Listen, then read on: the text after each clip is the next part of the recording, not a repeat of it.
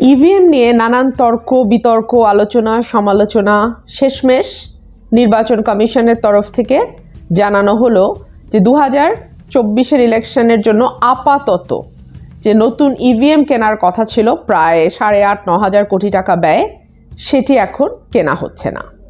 এই বাবদ যেই কথাটি বলেন সচিব সাহেব, তিনি বলেন সিদ্ধান্তের ভাষাটি হচ্ছে এমন, ইভিএম প্রকল্প বিস্তারিত পরীক্ষা নিরীক্ষা ও পর্যালোচনায় আনতে বৈশ্বিক প্রেক্ষাপটে সরকারের আর্থিক সামর্থ্য বিবেচনায় আপাতত প্রক্রিয়াকরণ না করার সিদ্ধান্ত নেওয়া হয়েছে।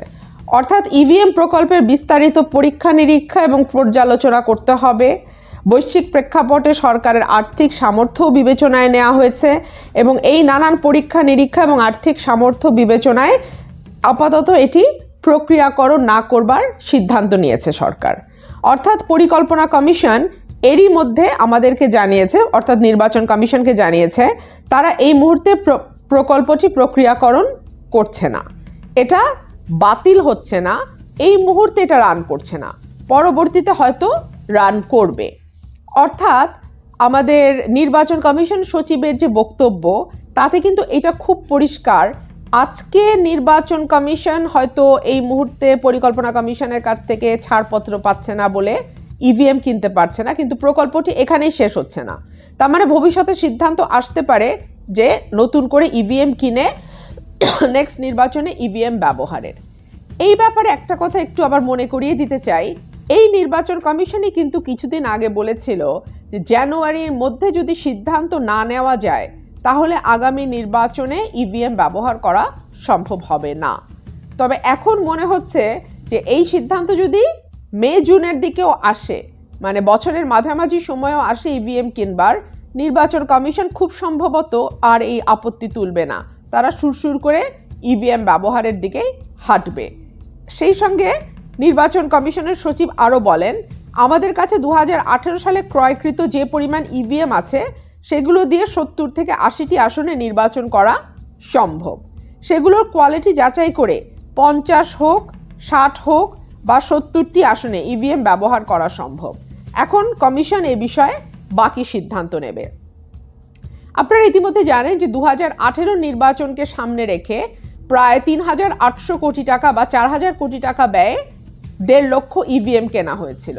সেই ইভিএমগুলোর যে আপডেট আমরা পেয়েছি বিভিন্ন গণমাধ্যমে, যে এগুলোর অবস্থা রক্ষণাবেক্ষণের অভাবে একেবারেই নাজুক, এবং কিছুদিন আগে একটা উপনির্বাচনে যখন ইভিএম ব্যবহার করা হয়েছে তখন আমরা দেখেছি যে কারো আঙুলের ছাপ মিলছে না, কারো আঙুলে বারবার ভ্যাসলিন দেওয়া সত্ত্বেও কাজ করছে না, ইভিএম এর নানান রকম ত্রুটি বিচ্যুতি দেখা দিচ্ছে, এবং সবচেয়ে বড় কথা যে মানুষ তো আসলে এই ইভিএম এর সঙ্গে পরিচিত নয়, সে কারণে অনেকের সময় লাগছে অনেক বেশি, যে কারণে নির্বাচনে যেখানে আমরা আশা করেছিলাম বা সরকার আশা করেছিল যে ইভিএম ব্যবহার করলে নির্বাচনের সময়টা কমে আসবে, ফল তাড়াতাড়ি ঘোষণা করা যাবে, সেখানে একেবারে উল্টো ফল দেখা দিয়েছে। নানান রকম ঝক্কি ঝামেলার মধ্যে দিয়ে ভোটারদের যেতে হয়েছে, সেখানে যে নির্বাচনী কর্মকর্তা আছেন তাদেরকে যেতে হয়েছে। অর্থাৎ ইভিএম যে বাংলাদেশের জন্য সুটেবল না, এটা কিন্তু অলরেডি প্রমাণিত। এবং এই ব্যাপারে আমি আরেকটা ছোট তথ্য দিয়ে রাখি যে বিশ্বের মাত্র 4টি দেশে জাতীয় নির্বাচন বা ন্যাশনাল ইলেকশন, মেইন সংসদ নির্বাচন ইভিএম এ হয়। একটা হচ্ছে ভুটান, একটা হচ্ছে ভেনেজুয়েলা, একটা হচ্ছে ভারত, আর একটি হচ্ছে ব্রাজিল। এই 4টা দেশের বাইরে আর কোনো দেশের ন্যাশনাল ইলেকশন ইভিএম এ হয় না। আমেরিকার কিছু কিছু স্টেটের ন্যাশনাল ইলেকশন ইভিএম এ হয়, কিন্তু তারপরেও ক্যালিফোর্নিয়ার মতন বড় বড় যেই স্টেটগুলো আছে তারা কিন্তু ইভিএম থেকে সরে এসছে। যেমন করে ইউরোপিয়ান ইউনিয়নে যে দেশগুলো আছে, জার্মানি, ফ্রান্স, ইটালি, তারাও কিন্তু ইভিএম থেকে সরে গেছে।